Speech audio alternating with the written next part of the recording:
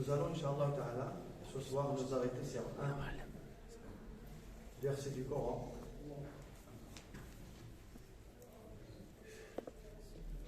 La compréhension de ce verset peut nous remettre dans une interrogation. Parce que je pense que jusqu'à maintenant, nous n'avons pas encore saisi de quelle manière Allah Azza wa Jal agit avec nous. Et je pense qu'il est nécessaire de mettre cette horloge à l'heure pour que dans notre religiosité, dans notre spiritualité, dans notre cheminement que nous entreprenons tous pour aller vers Allah subhanahu wa ta'ala, pour que nous soyons efficaces. Pour que nous soyons efficaces. Allah dit dans ce verset: Inna Allah la yughayyiru ma biqawmin hatta yughayyiru ma bi anfusihim. Les mots qui ont été choisis dans ce verset sont très forts. Les mots qui ont été choisis dans ce verset-là sont très forts. Et la composition du verset est très forte. Et c'est pour ça que nous allons prendre ce verset du Coran mot à mot, pour bien le comprendre. Dans un premier temps, Allah déclare: Inna Allah, certes Dieu, la yughayyiru, la yughayyiru. Avant de parler de la négation, Dieu parle du verbe changer. Ghayyara yughayyiru, c'est le verbe changer. Certes Dieu, certes, Inna Allah la yughayyiru, Dieu déclare en insistant sur le fait qu'il ne changera la situation d'un peuple que si ce dernier-là change ce qu'il y a en lui-même. Hatta yughayyiru anfusahum. Hatta yughayyiru ma bi anfusihim. Nefs, tu ne peux pas la changer. Quand je dis tu ne peux pas la changer, tu ne peux pas l'échanger. Tu ne peux pas enlever une nefs et tu la fais remplacer par une autre nefs. Ceci est impossible. Taghyir, le changement. C'est pour ça que Dieu ne dit pas Inna Allah la yughayyiru ma bi qawm hatta yughayyiru ma bi anfusihim. Ma bi anfusihim. Et non pas hatta yughayyiru anfusahum. Changez vos âmes bestiales. Non. Il n'est pas possible de changer son âme bestiale, de l'échanger par une autre nefs. Ça va être la même. Mais ton devoir, ce n'est pas de la changer, c'est de changer son état. Hatta yughayyiru ma bi anfusihim. Ce qu'il y a en eux. Ce qu'il y a en eux. Comme caractéristique négative. Comme critère négatif. Tout le temps, cette entreprise vers Allah doit être une machine efficace qui te permet, à chaque fois que tu bouges, que tu évolues, tu dois t'inscrire dans ce changement de ce qu'il y a en toi. Sinon, ce n'est pas utile. Sinon, ce n'est pas utile. Si tu fais une prière et elle ne t'influence pas, elle ne change pas ce qu'il y a en toi-même. Si tu jeûnes le mois du Ramadan, il ne change pas ce qu'il y a en toi-même. Si tu lis le Coran Karim et qu'il ne change pas ce qu'il y a en toi-même, ce sont des pratiques cultuelles inefficaces. Et l'inefficacité, elle n'est pas dans la pratique en elle-même, elle n'est pas dans le culte lui-même, elle est dans la conception dans laquelle et avec laquelle tu le pratiques. Et c'est pour ça que la personne, elle reste dans l'inefficacité et elle n'est pas du tout influencée mais impactée par sa pratique religieuse. Inna Allah, certes Allah ne change pas ce qu'il y a dans un peuple. Et regardez, subhanallah, la même particule du cas indirect qui a été employée dans le deuxième verbe, elle a été utilisée dans le premier. La manière comment Allah Ta'ala nous adresse la parole dans la première partie du verset et dans la deuxième partie du verset, elle est identique. Il parle de changement dans les deux situations. Regardez bien. Inna Allah la yughayyiru. Là c'est taghir, changement. Ma biqawmin hatta yughayyiru ma bi anfusihim. Vous avez remarqué que Dieu parle de changement à chaque fois. Changement, changement. Verbe changer, verbe changer. Mais changer quoi? Il dit Inna Allah la yughayyir qawman. Inna Allah la yughayyiru qawman. C'est ce qu'il a dit. En fait, et Dieu il n'est pas en train de nous dire je change les peuples. Je ne changerai pas les peuples. Je ne vais pas remplacer un peuple par un peuple. Je ne changerai pas un peuple par un peuple tant que ce dernier n'a pas changé ce qu'il y a en lui-même. Non, je ne vais pas changer l'état de ce peuple tant que ce dernier, ce peuple-là, n'a pas pris l'initiative de changer ce qu'il y a en lui-même. Donc Dieu ne va pas changer les gens. Dieu va changer la situation des gens.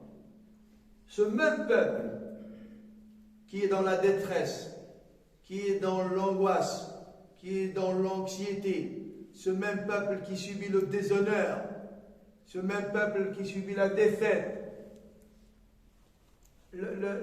l'absence de la dignité, de l'élévation, ce même peuple, s'il a le souhait que je lui change sa situation,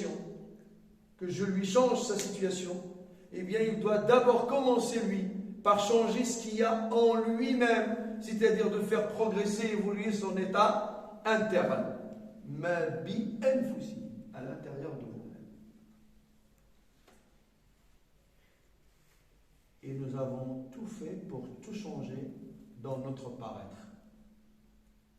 On a tout fait pour changer tout ce qui concerne le paraître.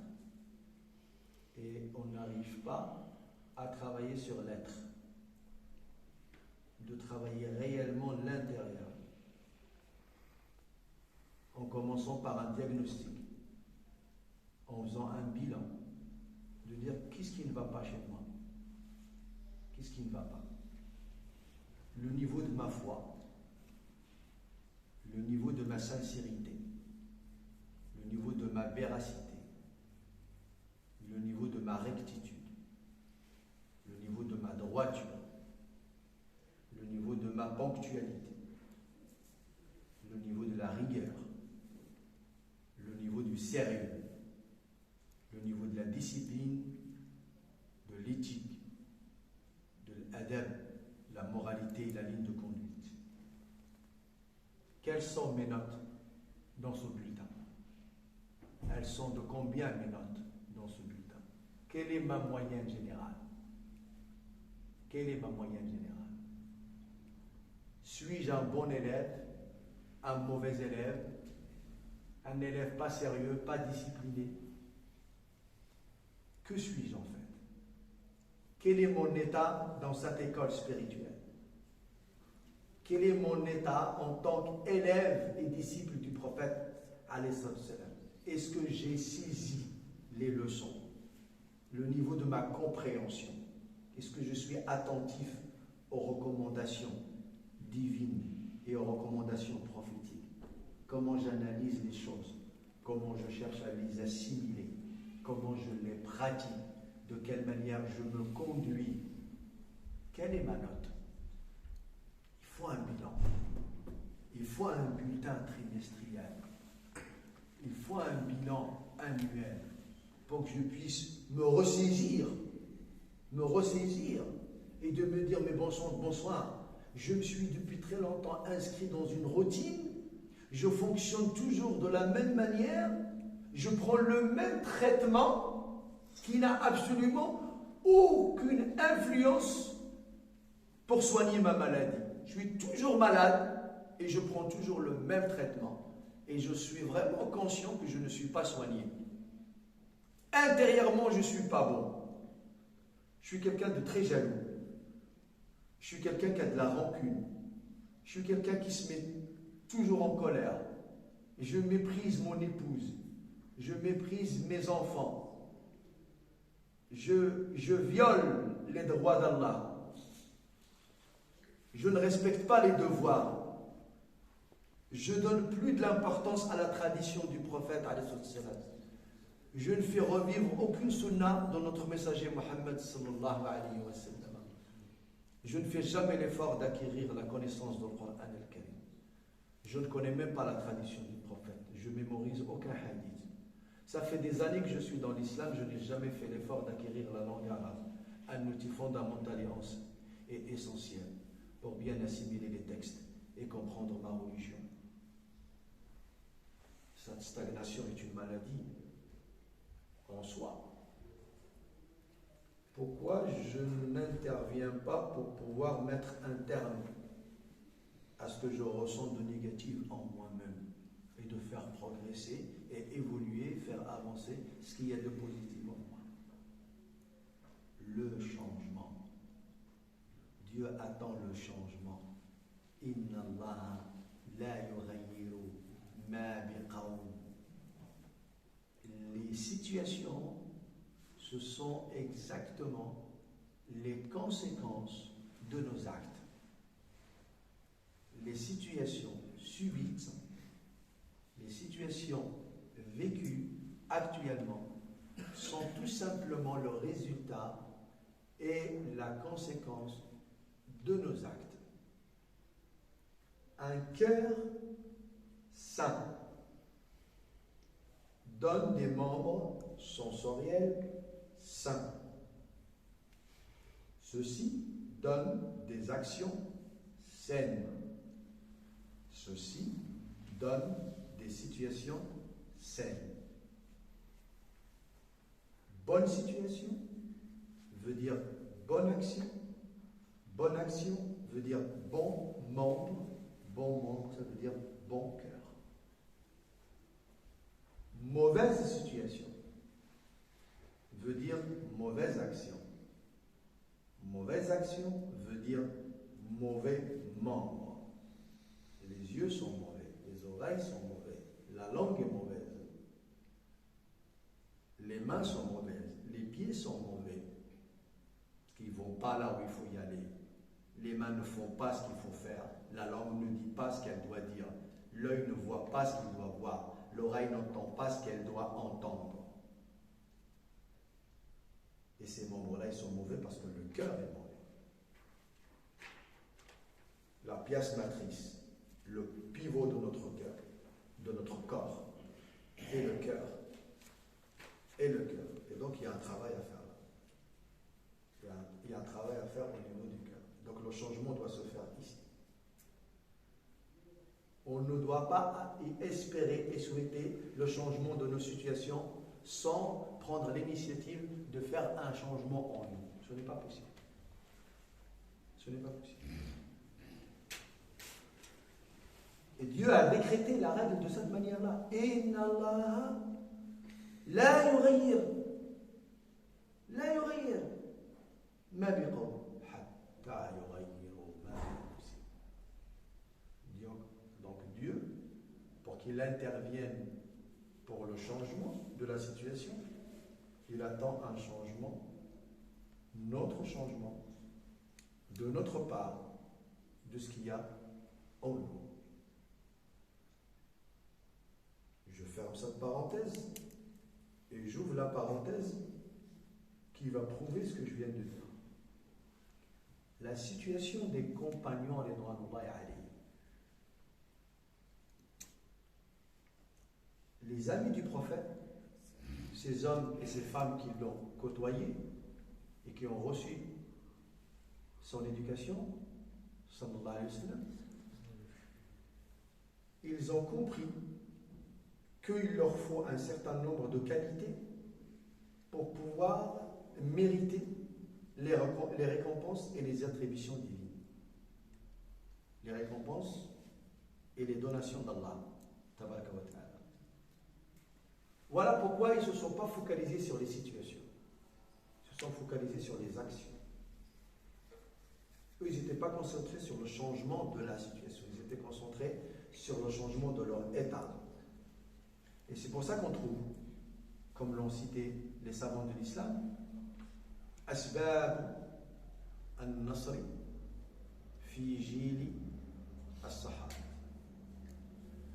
أسباب النصر, les causes de la victoire ou de la gloire chez la génération des compagnons. La génération des compagnons du prophète, ils se sont concentrés de façon à acquérir ces qualités. Et les conséquences étaient totalement positives. Vous savez quelle première caractéristique par laquelle ils se sont qualifiés? La première, ils ont appris à connaître Allah. Première des choses, ils ont appris à connaître Allah.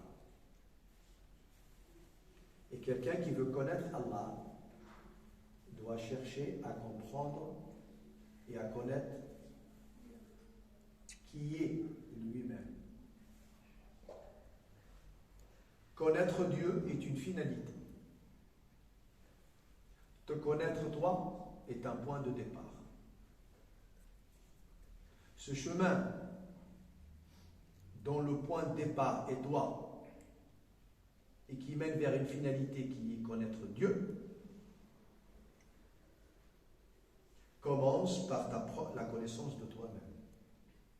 Et c'est pour ça, mon frère et ma soeur, tu n'es pas décrit dans le Coran al-Karim en vain. Dieu n'a pas parlé de toi en tant qu'être humain. Toi, monsieur, le point de départ dans l'entreprise, dans ton cheminement vers Allah, en vain. Pourquoi Dieu parle de toi? Comment tu es fait? Ya ayyuhan nasu in kuntum fi raybin min al-ba'th. Oh, vous les gens, si vous avez un doute sur la résurrection, eh bien sachez qu'on vous a créé au départ de terre.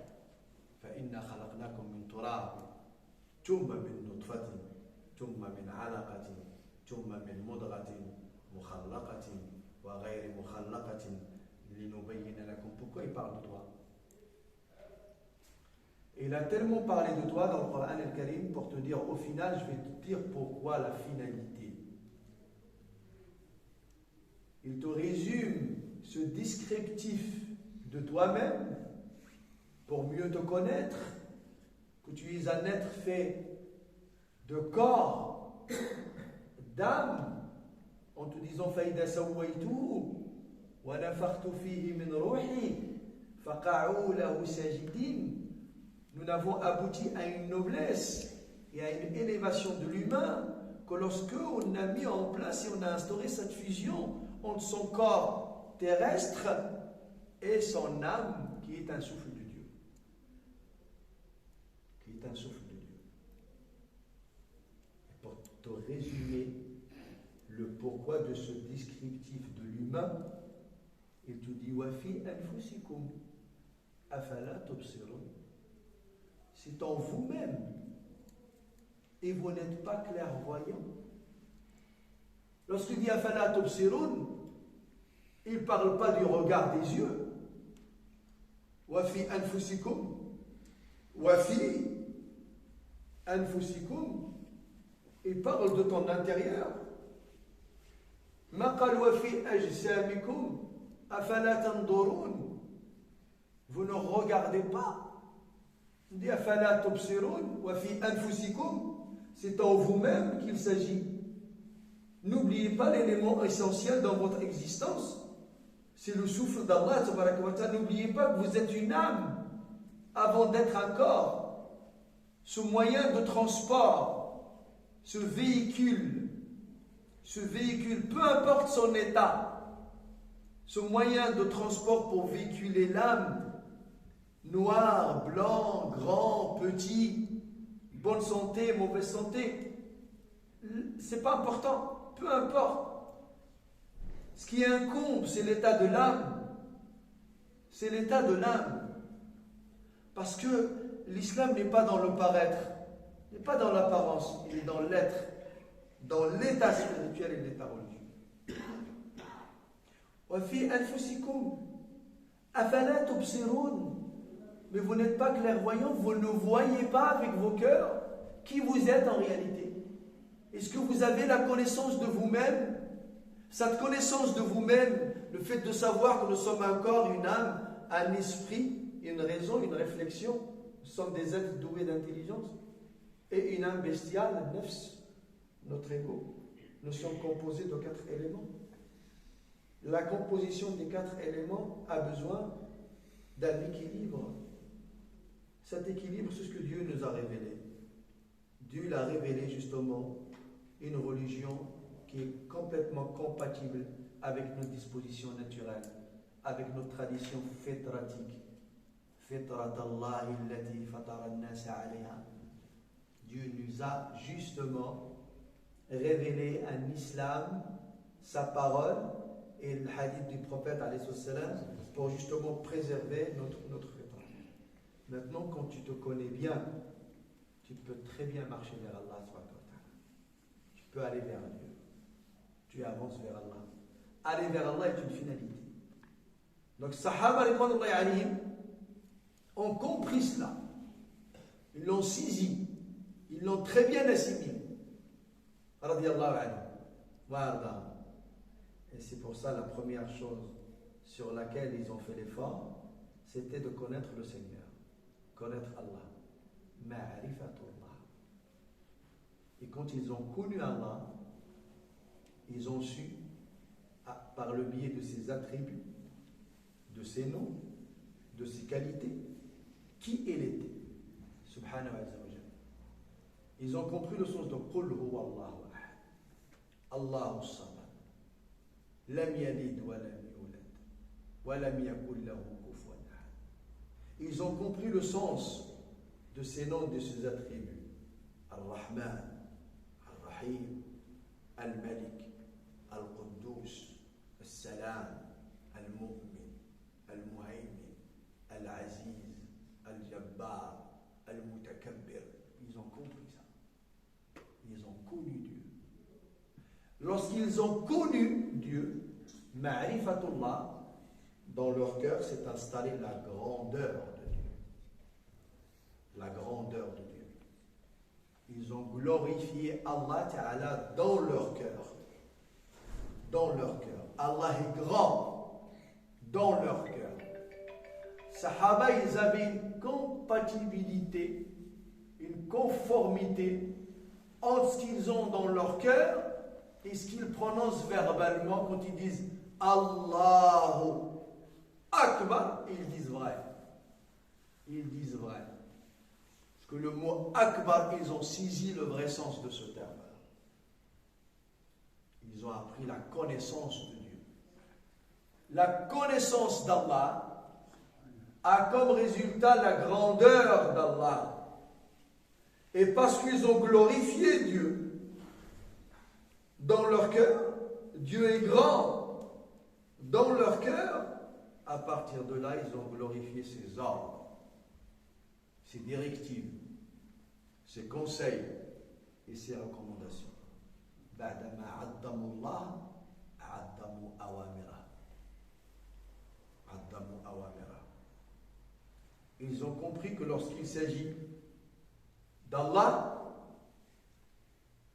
quand il est là pour décréter, un ordre ou une pratique qu'ils n'avaient plus en tant que créature le choix de la faire ou de ne pas la faire.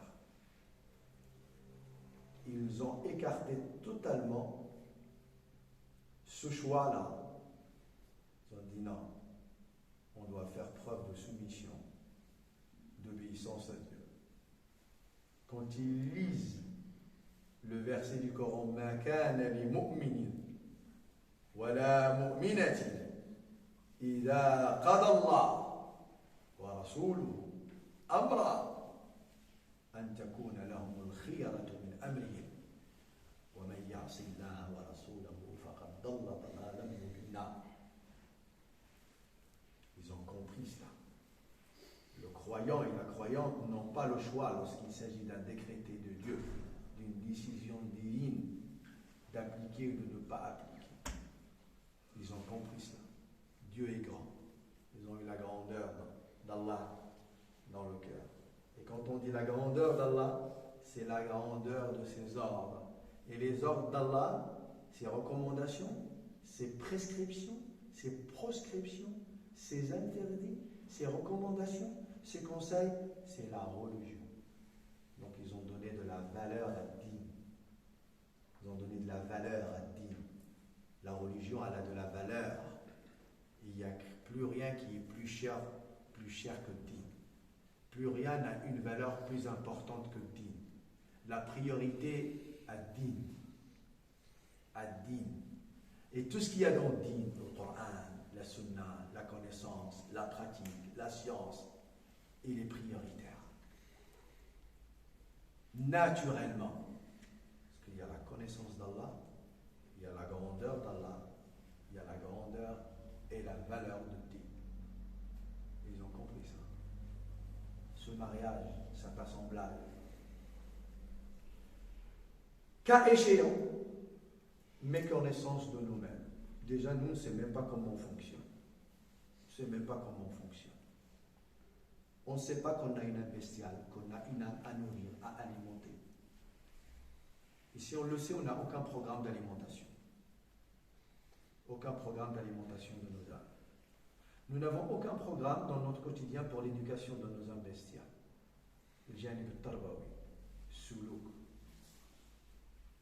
l'éducation spirituelle de notre âme bestiale. Chercher à la contrarier pour la priver de ses passions, de ses désirs, pour pouvoir la gérer, pour pouvoir la maîtriser. قد أفلح من زكاها وقد خاب من دساها.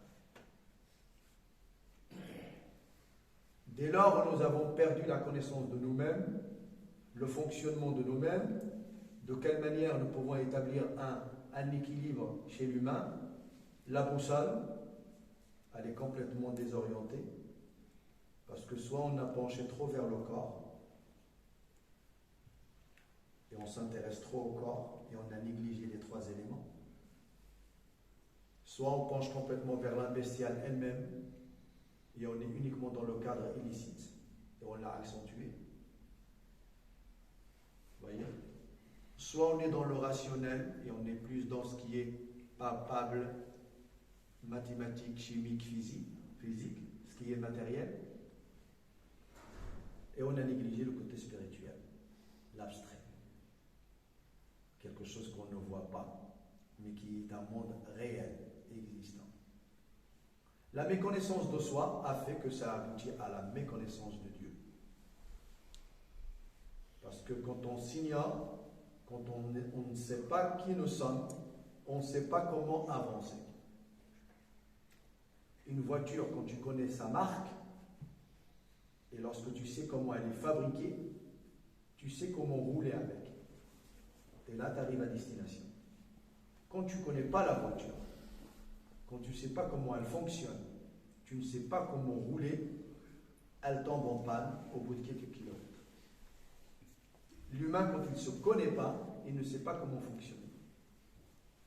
Et c'est pour ça beaucoup ont voulu prendre ce régime religieux, sans étude, sans connaissance au préalable, sans le mode de fonctionnement.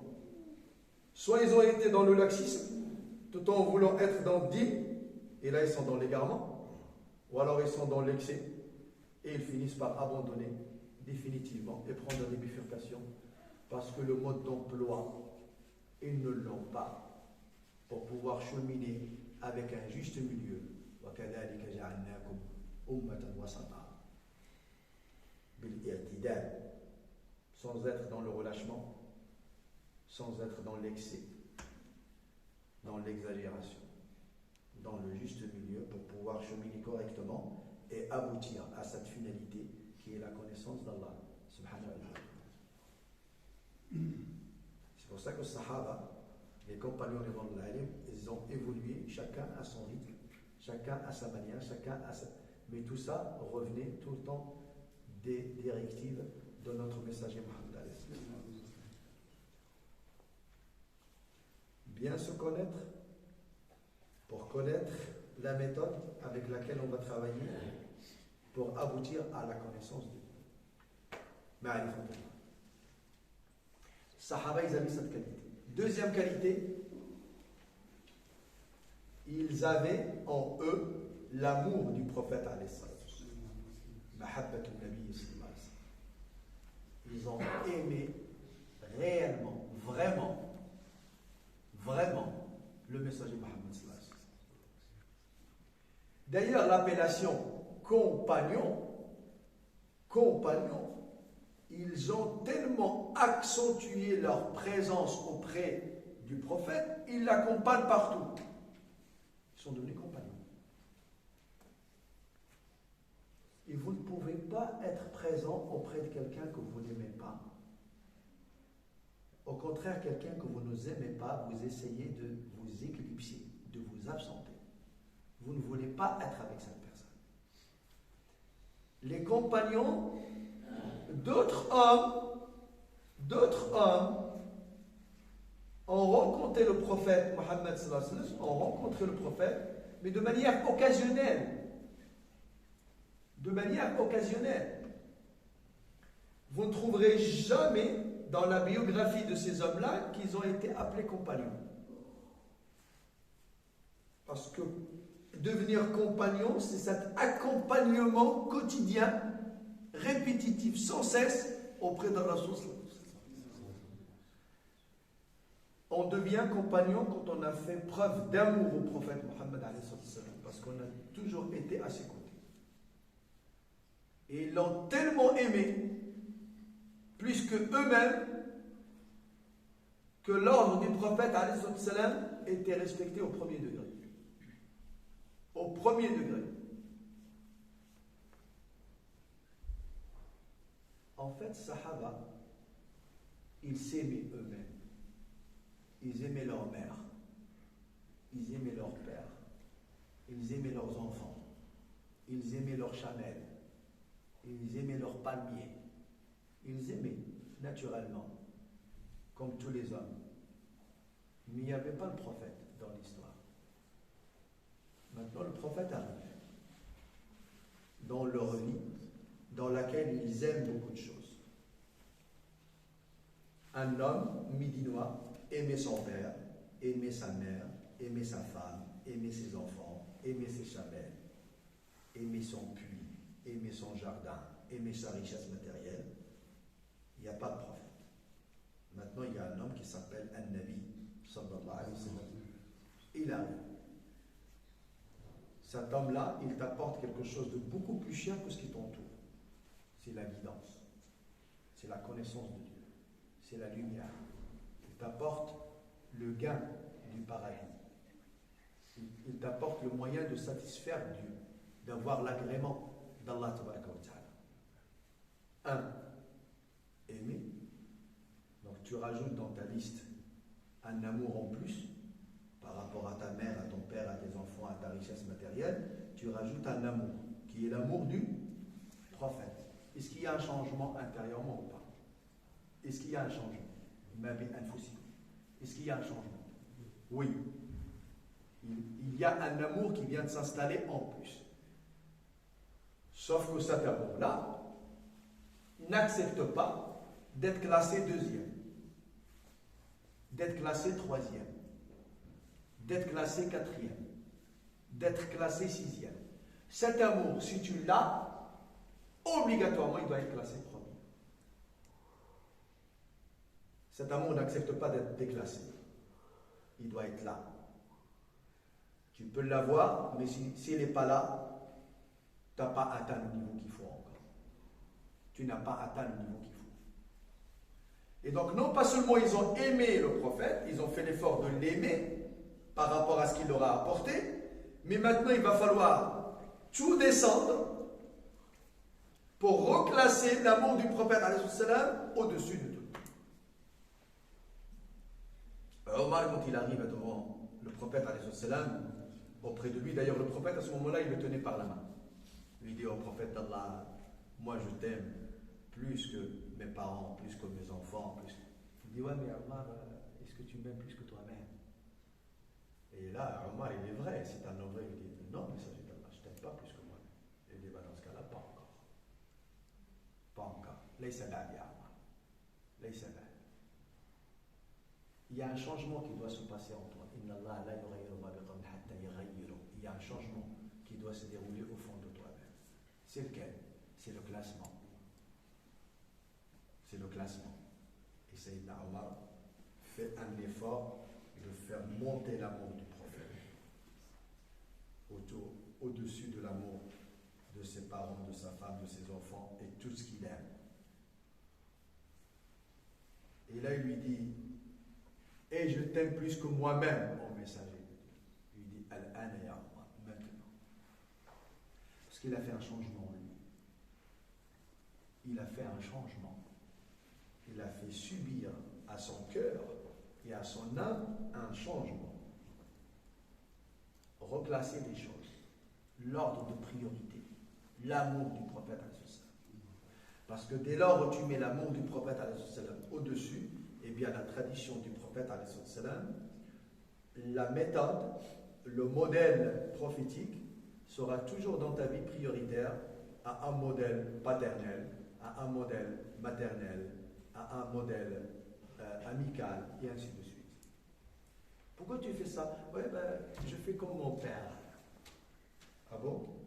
وَإِذَا قِيلَ لَهُمِ اتَّبِعُوا مَا أَنزَلَ اللَّهُ قَالُوا بَلْ نَتَّبِعُ مَا وَجَدْنَا عَلَيْهِ آبَاءَنَا وإذا قيل لهم اتبعوا ما أنزل الله قالوا بل نتبع ما ألفينا عليه آباءنا أولو كان آباءهم لا يعقلون شيئا ولا يهتدون أولو كان الشيطان يدعوهم إلى عذاب السعير. Lorsqu'on leur dit de suivre ce que Dieu vous a fait descendre, ce que le messager vous a apporté, وإذا قيل لهم اتبعوا ما أنزل الله, suivez ce que Dieu a fait descendre, قالوا بل نتبع بل نتبع استدراك بل نتبع ما وجدنا عليه آباءنا. Non, mais moi alhamdoulilah, je suis mon père, moi je suis ma mère, je suis mes parents, mais ce n'est pas ce qui t'est demandé. Ce qui t'est demandé, c'est de prendre comme exemple le messager Mohammed alayhi salam. Et tu suis ton père, c'est ton père suit la tradition du prophète. Tu suis ta mère quand elle suit la tradition du prophète. Ton exemple, c'est Rasulullah. Il faut qu'il y ait ce classement-là. Vous savez ce qui se passe dans notre vie aujourd'hui? Tout le monde prétend aimer le prophète. Tout le monde prétend aimer le Rasul. Mais regardez notre mode de vie, comment il est. Il est calqué sur le modèle de A, de B, de C, de D, sauf sur le modèle prophétique. Comment pouvons-nous, mes frères et mes sœurs, prétendre que nous avons classé en première place l'amour du prophète? Ce n'est pas possible. Ce n'est pas possible. Et si on vous cite les exemples des compagnons qui ont compris qu'est-ce que ça veut dire aimer Rasoul, sallallahu alayhi wa sallam, on comprend que effectivement ces gens-là, dans leur quotidien, vraiment, ils ont compris ce que ça veut dire, ce que ça voulait dire aimer Rasoul sallallahu alayhi wa sallam plus qu'autre chose. Aimer Rasoul. Là, nous avons tellement, mes frères et mes sœurs, nous avons tellement banalisé la tradition et la sunna du prophète sallallahu alayhi wa sallam qu'on emploie le mot ghir sunna. Ghir sunna. On est en train de minimiser la tradition de Rasul alayhi sallam. Ghir sunna.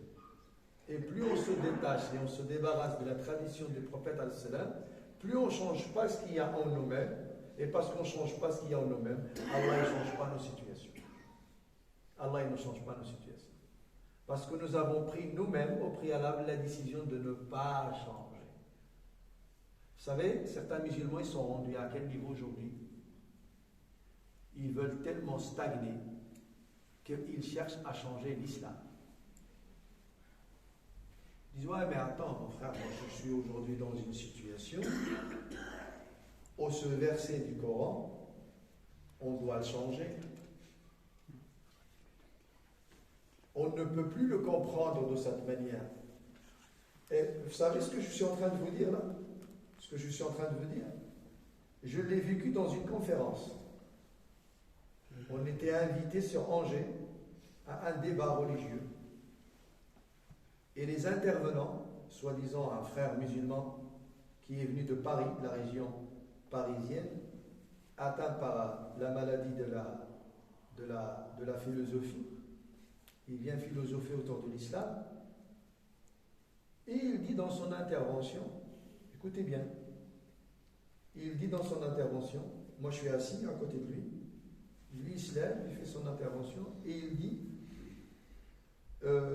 tout ce qui est tafsir, l'exégèse de Tabari, et de Qurtubi, et de Ibn Kathir, tous ces exégèses sont à revoir à nouveau, parce que l'interprétation des versets, telle qu'elle a été faite par ces savants, elle n'est plus conforme, n'est plus compatible avec l'usage et l'environnement d'aujourd'hui. Et toi, tu prétends être au-dessus de Ibn Kathir et de Qurtubi et de Tabari, ces grands savants de l'islam. Et toi, monsieur, tu as la science infuse pour savoir que c'est à l'islam de se développer, de se rendre compatible avec le pourri environnement dans lequel tu vis. C'est à l'islam de s'adapter à cette pourriture dogmatique, culturelle. Et tu n'as pas compris que l'islam, il vient pour percer, pour justement déraciner ce qui est négatif dans les sociétés, dans les cultures. Subhanallah.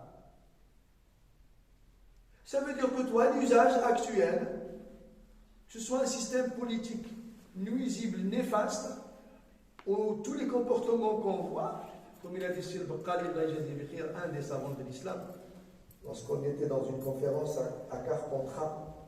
Vous connaissez la ville de Carpentras? Dans le sud. J'avais assisté à une conférence là-bas. Et puis un autre intervenant encore qui nous a déçus, on les appelle. Il a dit oui, il y a un usage, il appelait ça l'offre, il y a un usage, et il faut que la lecture du faqih respecte l'usage pour pouvoir pratiquer un bon tenzil, une bonne descente des textes, pour qu'elle puisse venir justement répondre à la situation. Ce qu'il vient de dire, le problème, c'est que c'est une vérité qui est vraie, mais n'a pas été jusqu'au bout de son explication. De quel usage s'agit-il? De quel usage s'agit-il? Tous les fuqaha sont unanimes sur le fait que certains versets qui sont soumis à la conjoncture, qui sont équivalents, qui portent plusieurs sens, sont adaptables au contexte dans lequel tu vis. Oui, il n'y a aucun savant qui peut te dire le contraire. Sauf que nos savants, alhamdoulilah, ils sont bienveillants de faire cette adaptation à un contexte qui respecte le cadre de l'islam. Toi, tu ne vas pas me dire que dans une société où le zina est devenu un usage naturel, où le vol est devenu naturel, où toute désobéissance est devenue très répandue, de considérer ça comme étant un usage sur lequel il va falloir adapter les textes et les versets du Coran et la sunna du prophète. Là, tu es en train de nous dire que tu as envie de brider l'islam pour qu'il n'ait plus aucune efficacité dans le changement des choses. L'islam, il est venu pour le changement. Inna Allah la yughayyiru ma biqawmin hatta yughayyiru. L'islam, il est venu pour changer. Pour changer.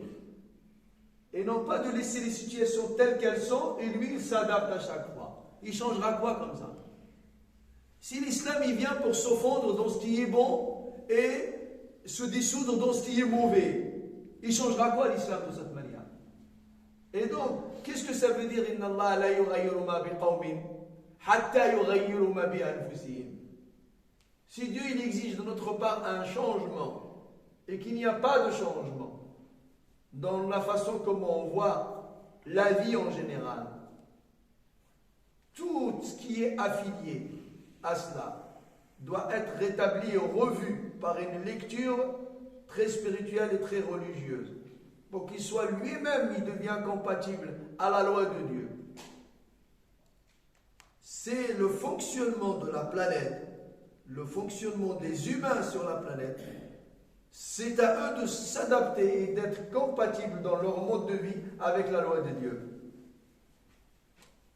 Et non pas la loi d'Allah tabaraka wa ta'ala qui descend sur la planète pour que l'humain il en fasse ce qu'il a envie et de l'adapter à ses propres ambitions et à ses passions et à ses désirs. L'islam il n'est pas venu pour ça.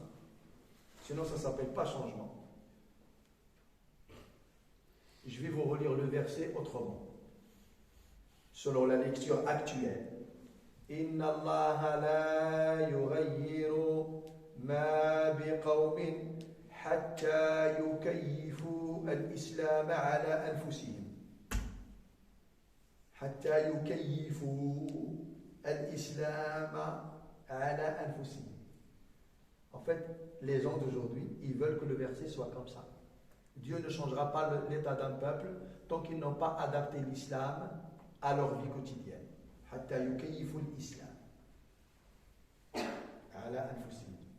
Toi, tu restes mauvais, tu restes mouchrik, tu restes kafir, tu restes égaré, tu as une mauvaise lecture de la vie, de l'obéissance à Dieu, et tu dis, bon bah, comment pouvons-nous rendre le Coran dans ses prescriptions et ses proscriptions compatibles avec ce que nous vivons actuellement, pour rendre légitime tout ce qu'on fait. Pour rendre légitime tout ce qu'on fait.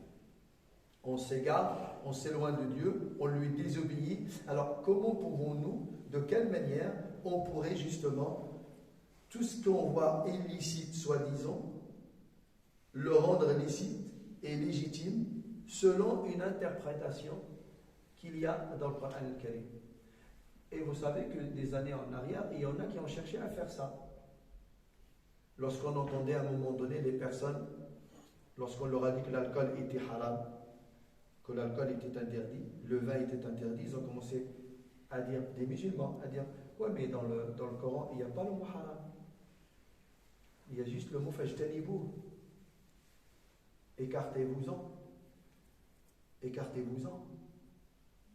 Il faut s'en écarter. Mais Dieu n'a jamais dit que le vin était haram. Ah bon? Parce que comment tu comprends toi le Coran? Comment tu comprends le Coran? Dans les détails ou dans son ensemble? Comment tu comprends le Coran? Non, il dit, non, bismahli, Dieu n'a pas dit harrama. Dieu n'a pas dit harrama. Ok. Il n'a pas dit harrama. Eh bien, suis-moi. Suis-moi. Dieu, quand il a parlé du vin dans le Coran, comment il l'a qualifié? Il a dit Yas'alunaka. Il t'interroge au sujet du vin.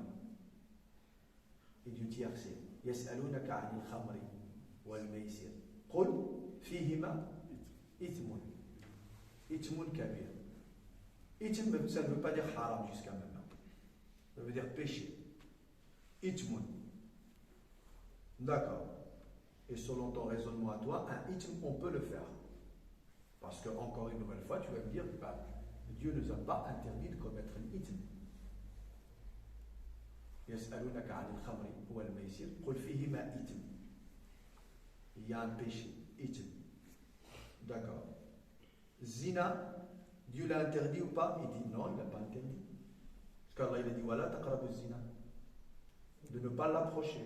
Mais il n'a pas dit le mot haram. Il n'a pas dit que c'était haram. D'accord. Alors comment il a qualifié zina dans le Coran? Il a dit Wala taqrabu zina innahu kana fahishatan. Donc quand il a parlé de khamr, il a dit ithm. D'accord? Quand il a parlé de khamr, il a dit ithm. Et quand il a parlé de zina, il a dit fahisha. Et pour vous, ce n'est pas interdit. Non, puisque Dieu n'a pas dit haram. Ni dans le verset du vin, ni dans le verset de zina. D'accord.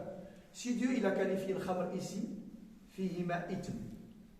Et là, zina, il dit wala taqrabu zina innahu kana fahisha. Là, c'est fahisha. Et là, c'est ithm. Et bien, regardez un autre verset. قل إنما حرم ربي الفواحش ما ظهر منها وما بطن والإثم إذا يحرم ولا يحرم قل إنما حرم حيلة هذه القرآن يلا حيلة حرم ربي الفواحش الزنا est interdit par le mot حرم ربي الفواحش ما ظهر منها والإثم. Et comment tu as qualifié le khamr tout à l'heure? Donc ce verset te l'interdit ou ne l'interdit pas de manière claire et évidente. وسرقة قلب ليا حكرا ما كايناش كلمة حرم في القرآن. كاينة قال أنت اللي ما كتشوفهاش سي توا كي لا فوا با. أنيي قال له ربي قال ما حرموا ربي حرموا قال ما حرموش. أنت اللي ما فهمتيش القرآن. Dans l'association des versets. لأن القرآن ما كنقلبوش نفهموه بالتفصيل كنفهموه بالجملة dans sa globalité. Et pas uniquement dans les détails. Sinon, ta compréhension, elle va être erronée. Elle va être erronée. Ça va, c'est clair, les frères? Donc, les caractéristiques par lesquelles Sahaba, ils ont fait l'effort de connaître le divin, subhanahu wa ta'ala, c'est la connaissance d'Allah, l'amour du prophète, et ils avaient toutes ces victoires, toutes ces gloires, toutes ces assistances de Dieu divines. Dieu ne leur a pas attribué de façon gratuite. Ils avaient une troisième caractéristique qui est très noble de la part des compagnons. C'est qu'ils se sont toujours accusés eux-mêmes du manquement et du relâchement. يتهمون أنفسهم بالتقصير لا يتهمون الناس وإنما يتهمون أنفسهم بالتقصير. Aujourd'hui, tu parles avec n'importe qui. Dis-lui, Khoya subhanallah al-alim, telle mosquée, elle fonctionnait bien, et aujourd'hui, elle ne fonctionne pas bien. Ah, ben c'est normal. Eh ben c'est normal. Parce qu'il n'y a pas une bonne association. Parce qu'il n'y a pas un bon président. Parce qu'il n'y a pas un bon imam. Et il y a un bon toit. Est-ce qu'il y a un bon toit? Toi, tu es bon et c'est le reste qui n'est pas bon. Mais cette situation que nous vivons, quand est-ce qu'Allah va la changer? À quel moment Allah va la changer? Quand on va changer ce qu'il y a en nous. C'est le verset que j'explique depuis tout à l'heure. Inna Allah la yughayyiru ma biqawmin hatta yughayyiru ma bi anfusihim. Nous, vous tout changez, sauf ce qu'il y a en nous-mêmes. Ça ne marche pas, on change l'imam. Ça ne marche pas, on change l'association. Ça ne marche pas, on change le fonctionnement. Ça ne marche pas, on change. Ça ne marche pas, on change. Et il y a une seule chose qu'on ne change jamais, c'est nous-mêmes, intérieurement. Elle dit, ah oui, peut-être que cette méthode-là n'a pas fonctionné, on va changer la méthode. Ah, mais le problème, il n'est pas dans la méthode, il est en toi. Le problème, il est en toi. Il n'y a pas la piété, il n'y a pas la crainte, il n'y a pas khawfullah. Il n'y a pas l'obéissance de Dieu, il n'y a pas l'obéissance du prophète. Alayhi salam, il n'y a pas de din, il y a absence de din. Il y a absence de din, ya ibadallah. Fidèle de Dieu. Bon sang de bonsoir, comme on dit. Il y a un problème de religiosité, de iman, de taqwa, de crainte de Dieu. Avant d'aller dans les systèmes, dans les fonctionnements, dans les astuces, il y a un problème de religiosité, de din. Croyez-moi. Inna Allah la yughayyiru ma biqawmin hatta yughayyiru ma bimasajidihim hatta yughayyiru ma biimamihim حتى يغيروا ما بجمعيتهم حتى يغيروا ما بحكامهم حتى يغيروا ما بحكومتهم هكذا قال الله هكذا قال الله حتى يغيروا ما بي Allah il te responsabilise pour que tu changes ce qu'il y a en toi parce que ça tu as la possibilité de le faire. Cherche pas à changer un tel, change-toi déjà. Toi crains Allah. Toi sois droit. Et lorsque tout le monde aura saisi qu'il faut qu'on change pour pouvoir avancer vers Allah, le reste change tout seul. Le reste change tout seul. Et en fait, on change tout ce qui est extérieur à nous. Mais on ne change pas ce qui est intérieur en nous-mêmes. La nughayyiru ma bi anfusina. Kandiru bhal les maisons. Une ancienne maison. Dont les murs ils deviennent fragiles. Les murs qui tiennent la maison et les fondations, ils sont fragilisés. Mais lui, à chaque fois qu'il en a marre de sa maison, il change la peinture. Ah, elle est trop vieille cette maison. Je vais la rafraîchir. Elle est neuve maintenant. Tu te mens à toi-même. Tu te mens. Tu crois que tu as solidifié ta maison avec 2 sauts de peinture. Mais revois les fondations, bon sang. Revois les piliers. Revois les murs. La peinture, c'est accessoire. Revois le fond. Sinon, tous les 2 ans, tu vas refaire la peinture, mais ça sera toujours une maison fragile. C'est un très belle. C'est vrai ou c'est pas vrai? Change les choses, mais le fond, le cœur. Le cœur, il faut soigner le cœur.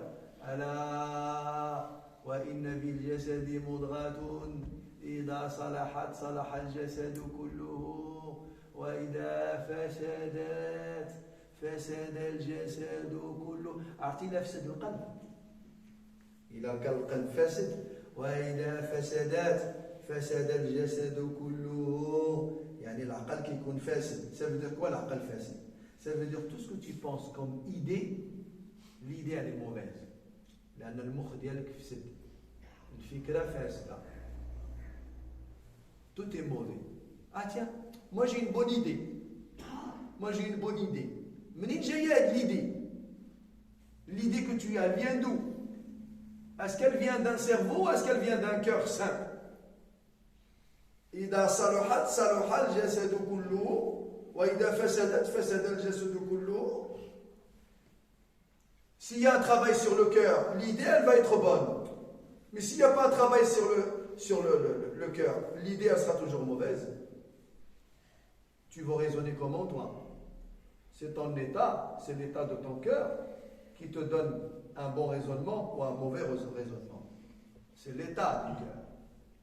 C'est l'état du cœur. Plus le cœur est sain, il penche vers le clairvoyant, vers la transparence, plus les idées sont claires et elles sont bonnes. Mais quand il sombre dans les ténèbres, dans l'opaque, dans le noir, les idées effectivement, elles sont mauvaises, elles sont nuisibles, elles sont néfastes, elles sont négatives. Il ne faut pas se leurrer. J'ai assisté une fois à une consultation, et je finis avec ça. J'ai assisté à une consultation de savants. Ce sont des savants très engagés dans la religion. Et on était dans une mosquée. Et ces savants, ils étaient en train d'avoir une réflexion sur un point particulier. Un autre savant les a rejoints et s'est installé dans l'assise. Ils lui ont demandé son avis. Il leur a dit, je ne peux pas vous donner un avis parce que ça fait plus d'1 semaine que je suis dans le monde de la dunya, mes intérêts personnels. Je ne peux pas d'une seconde à l'autre venir m'installer avec vous et de vous donner un avis. Je vais respecter votre avis parce que vous avez toujours été dans l'ambiance religieuse. Votre avis à vous va être beaucoup plus conforme et compatible avec l'islam que le mien qui vient de l'extérieur. Je suis encore impacté et influencé par le monde de l'extérieur, je ne peux pas donner un avis qui va dans le sens de la communauté. Sauf Nas qui a la crainte de Dieu, ne serait-ce que pour donner un avis religieux. Subhanallah.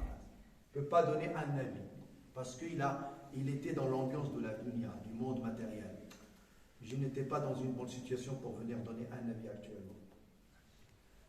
حنا راه كيكون في المارشي كيكون في السوق كيكون في السينما كيكون في الكرنفال جاي من الكرنفال ouais je sais tu sais comment va fonctionner inchallah cette mosquée on va dire si تنبق على مخك arrête de croire que tu as la science infuse ou là les bonnes idées pour que la religiosité et la spiritualité chez les hommes puissent fonctionner correctement. C'est pas juste une question d'organigramme d'organisation physique et matérielle. C'est un pas vers Dieu, vers Allah. C'est vraiment une action de digne pour rectifier les choses. Croyez-moi, arrêtons de penser de cette manière-là. Et c'est pour ça que nous avons des dysfonctionnements dans la grande majorité de nos mosquées ici.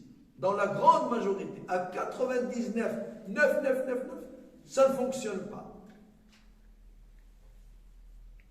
Parce que quand les membres, loin du din, ils veulent gérer la religiosité des gens, le din des gens, l'obéissance à Allah, avec des avis, ديال نتفليكس وديال التلفازه وديال السواق وديال المارشيات وديال comment est-ce possible ça?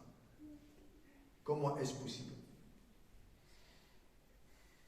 Et de quelle manière le musulman se permet de mettre entre les mains de n'importe quelle personne son évolution religieuse, son avancement dans le din? De quelle manière?